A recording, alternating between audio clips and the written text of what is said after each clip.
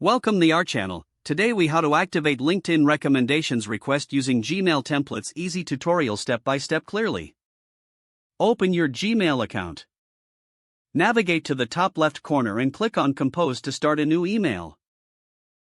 In the To field, enter the LinkedIn connections you want to request recommendations from.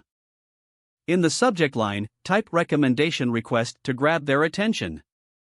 Now, focus on the body of the email. Start with a polite greeting, addressing the recipient by name. Briefly express your hope that they're doing well. Mention your relationship with the recipient and how you've worked together. Clearly state that you're seeking a recommendation on LinkedIn. Explain why their recommendation would be valuable for you. Make it easy for them by suggesting specific skills or projects to highlight.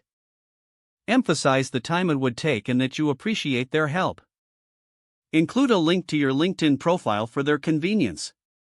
Before sending, review the email for any grammatical errors or typos.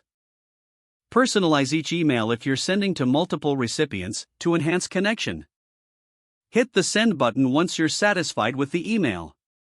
Wait for responses, and be sure to follow up politely if you don't hear back within a week. That's it. Now you've successfully activated LinkedIn recommendations using Gmail templates. If the page does not load, refresh the browser or try again in a private or incognito window. Make sure you are using the correct email address, then retype it carefully to avoid small typos. If your password is not accepted, use the reset option and create a new strong password you can remember. Check your spam folder for verification or security emails, then complete any requested confirmation steps. Enable two-factor authentication if available to improve account security and reduce unauthorized access risk. After signing in, review your profile details so your contact information and settings are accurate and current. If you see an error message, note it down and try again after restarting your device and internet connection. Log out when you finish, especially on shared devices, to keep your account and payment information secure. If the page does not load, refresh the browser or try again in a private or incognito window.